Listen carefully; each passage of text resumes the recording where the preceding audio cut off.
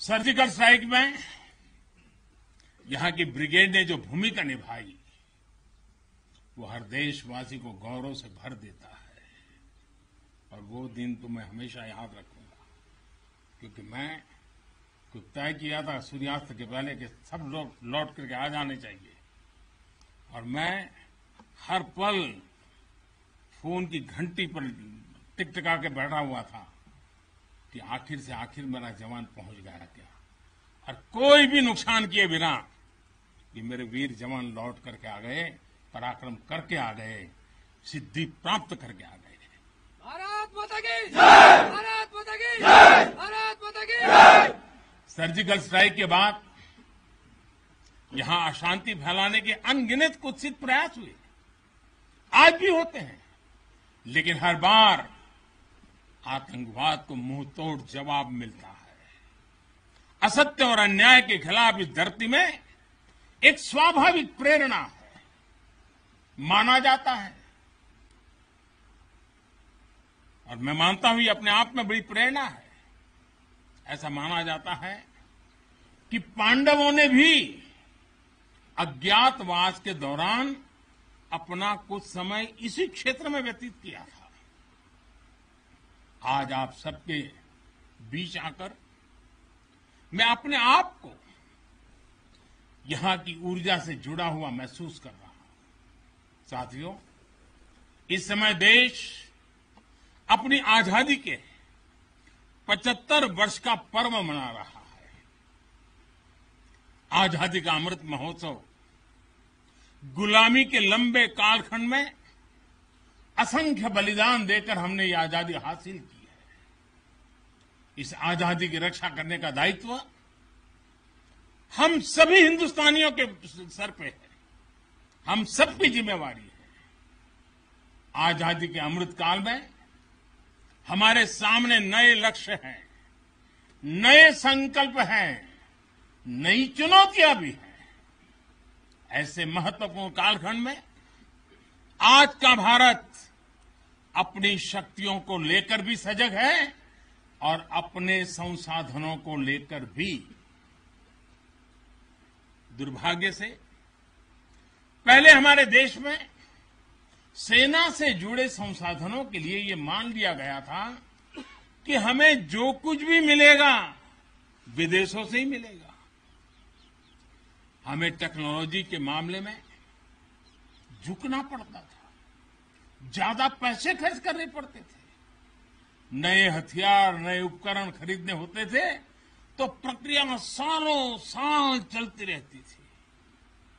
यानी एक अफसर फाइल शुरू करें, वो रिटायर हो जाए, तब तक भी चीज नहीं पहुंचती थी।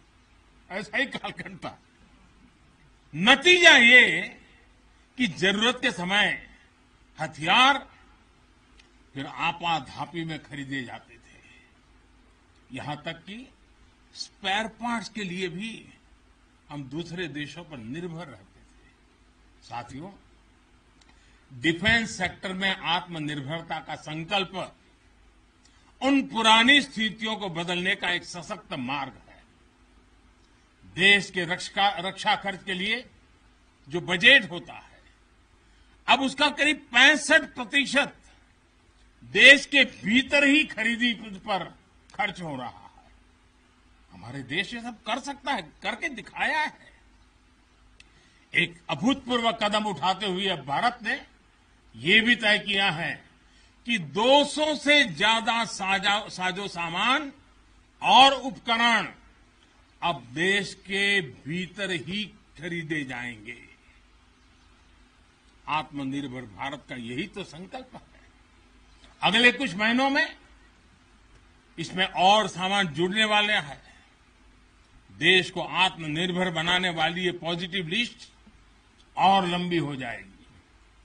इससे देश का डिफेंस सेक्टर मजबूत होगा, नए नए हथियारों उपकरणों के निर्माण के लिए निवेश बढ़ेगा। साथियों, आज हमारे देश के भीतर अर्जुन टैंक बन रहे हैं, तेजस जैसे अत्याधुनिक लाइट कॉम्पैक्ट एयरक्राफ्ट बन रहे हैं। अभी विजयादशमी के दिन 7 नई डिफेंस कंपनियों को भी राष्ट्र को समर्पित किया गया है।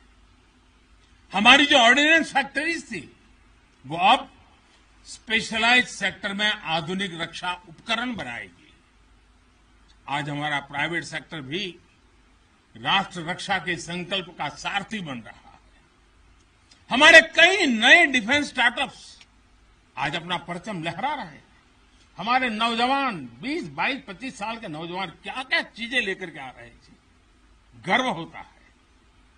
साथियों, उत्तर प्रदेश और तमिलनाडु में बन रहे डिफेंस कॉरिडोर इस स्पीड को और तेज करने वाले हैं। ये सारे कदम जो आज हम उठा रहे हैं वो भारत के सामर्थ्य के साथ साथ डिफेंस एक्सपोर्टर के रूप में हमारी पहचान को भी सशक्त करने वाले हैं। साथियों, हमारे शास्त्रों में कहा गया है, को अति भारः समर्था नाम, यानी जो समर्थ होता है उसके लिए अति भार मायने नहीं रखता। वो सहज ही अपने संकल्पों को सिद्ध करता है।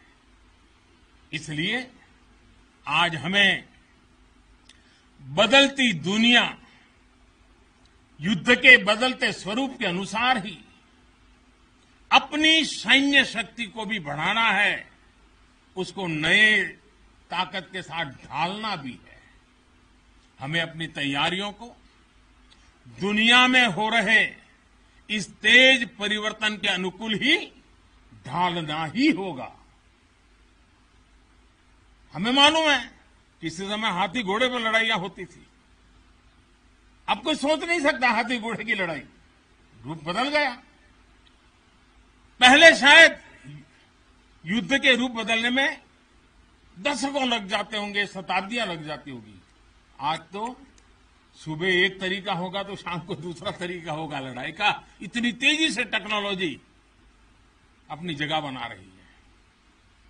आज की युद्ध कला सिर्फ ऑपरेशंस के तौर तरीकों तक ही सीमित नहीं है। आज अलग अलग पहलुओं में बेहतर तालमेल, टेक्नोलॉजी और हाइब्रिड टैक्टिक्स का उपयोग बहुत बड़ा फर्क डाल सकता है। संगठित नेतृत्व एक्शन में बेहतर समन्वय आज बहुत जरूरी है। इसलिए बीते समय से हर स्तर पर लगातार रिफॉर्म्स किए जा रहे हैं। चीफ ऑफ डिफेंस स्टाफ की नियुक्ति हो या डिपार्टमेंट ऑफ मिलिट्री अफेयर्स का गठन, ये हमारी सैन्य शक्ति को बदलते समय के साथ कदम ताल करने में अहम रोल निभा रहे हैं। साथियों, आधुनिक बॉर्डर इंफ्रास्ट्रक्चर भी हमारी सैन्य ताकत को और मजबूत करने वाला है। सीमावर्ती इलाकों की कनेक्टिविटी को लेकर पहले कैसे काम होता था, ये आज देश के लोग, आप सभी भली भांति जानते हैं।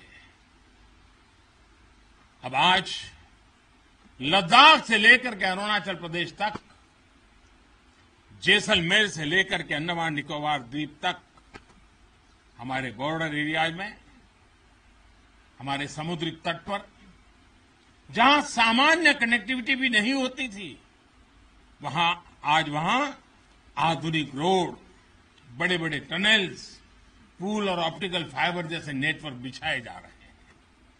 इससे हमारी डिप्लॉयमेंट कैपेबिलिटी में तो भूतपूर्व सुधार हुआ ही है।